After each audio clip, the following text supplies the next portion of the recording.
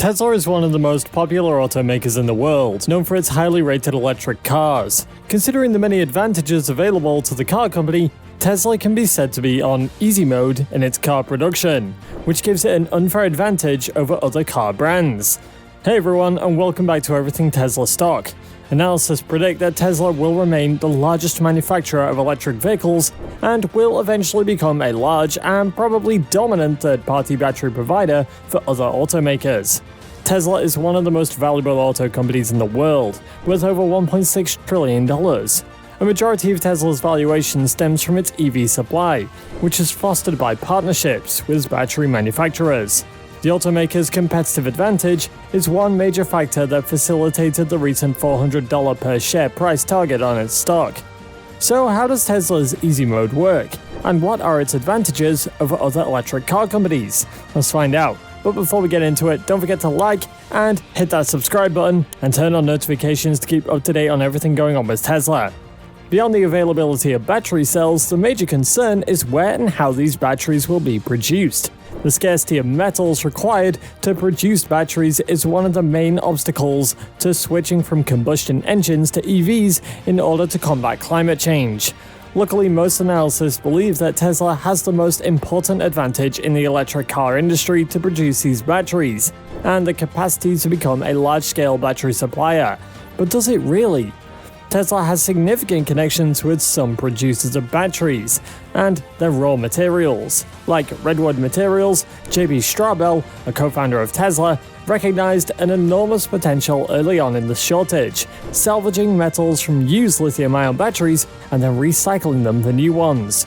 The concept was so appealing that back in 2019, the Tesla co-founder and former chief technology officer quit the electric vehicle firm to co-found Redwood Materials. His objective was to create a closed loop of recycled lithium, copper, nickel, cobalt, and manganese resources. The firm, situated in Carson City, Nevada, now employs more than 300 people who recycle spent batteries. It has supply agreements with Ford and Panasonic, the company that manufactures batteries for Tesla. Straubel is striving to prevent a potential shortage of resources required for the world's shift towards alternatives to fossil fuels. Last year, institutional investors committed $775 million to his new firm, Redwood Materials. And in April, the United States Senate summoned Straubel to provide expert testimony on the resources required for the energy transition.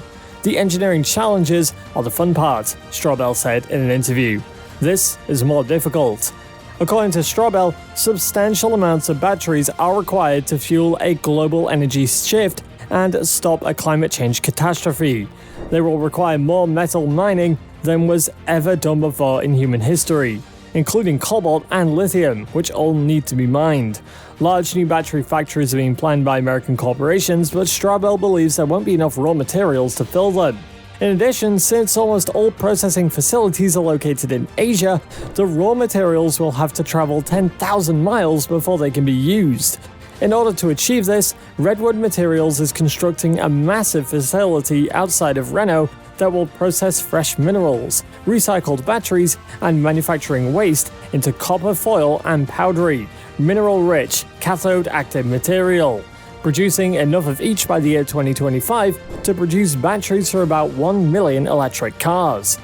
They need around 10 facilities that huge, along with mining activities on an unprecedented scale, to totally shift the US to electric automobiles. However, Straubel claims that as soon as more outdated batteries begin to be retired, his facilities will move on to pure recycling, establishing a closed, hygienic system in which they reuse minerals in successive battery generations indefinitely. I actually thought we were only a few years early when we started this, but I've been really shocked at how many other sources of current lithium-ion battery materials there are to recycle that weren't being addressed. We've actually had more feedback than we could even process in the first 2 years of our ramp-up, Straubel said. Due to an increase in demand, the auto industry has been increasing the production of electric vehicles, which has increased orders for batteries and raw materials like lithium and cobalt. According to Redwood Materials, the Nevada plant, which is being built west of Reno, is anticipated to be among the first American facilities to create essential components for batteries that electric vehicles are going to need. There will be more than 1,500 full-time employees available at the plant through a 10-year investment of $3.5 billion. In May, Straubel stated that the business intends to begin producing copper foil needed for electric vehicle battery anodes at its Nevada facility by the end of 2022, adding that Panasonic Corp will be the first consumer for the anodes. Now, here's the good bit. Straubel co-founded Tesla in the early 2000s with Elon Musk, Ian Wright, Mark Tarpenning, and Martin Eberhard, with the intention of selling electric sports cars.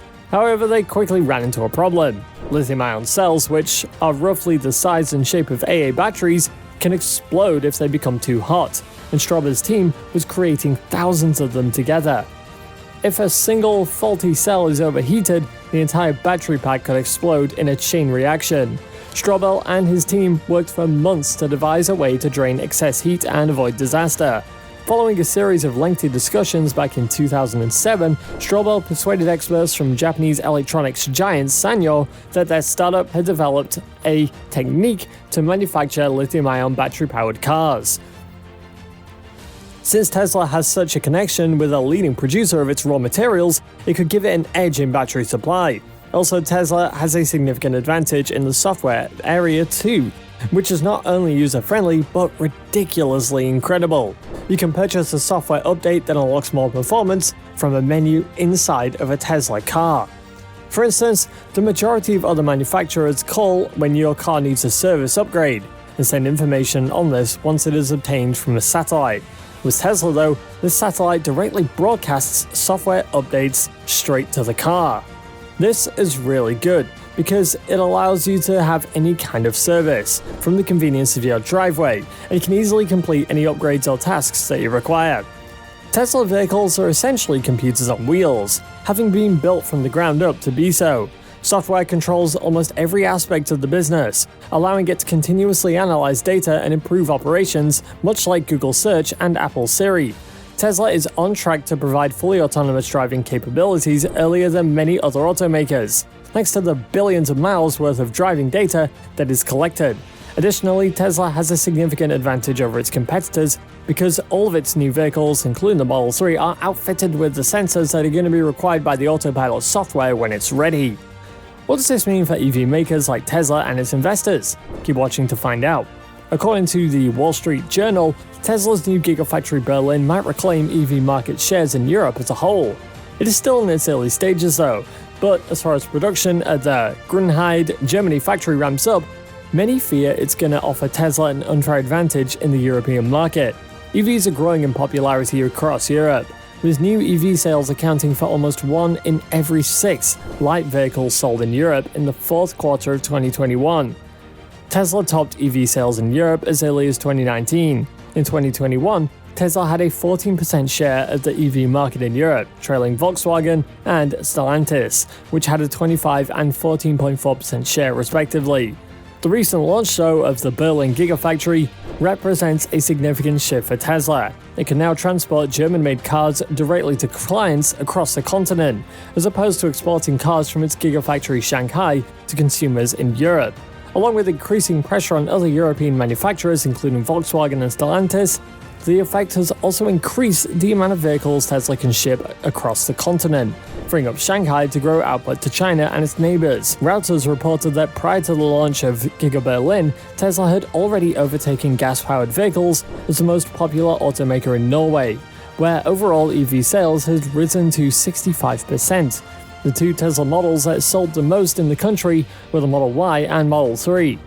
Tesla's Berlin factory might aid the manufacturer in reclaiming the European EV market, particularly when other countries start to reach the same milestone. Herbert Diess, the CEO of Volkswagen, has been vocal about Tesla's growing supremacy over the past several years, and his company could be one of the most impacted automakers in the years to come.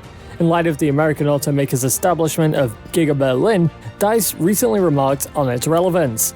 "Tesla for sure will be our most important competitor," said Diess. Tesla enjoys an advantage that many other automakers may not have. It develops technology platforms rather than just being an automaker, and with this, is positioning itself to lead the energy sector and the sharing economy as well. The same elegance, data analysis, and integration that it brought to the automobile industry will be applied to these sectors too. Do you think Tesla's got an unfair advantage over other car makers? Let us know down below, and if you'd like to see what Tesla's been up to in the last few days, go ahead and click on this video on your screen. See you there.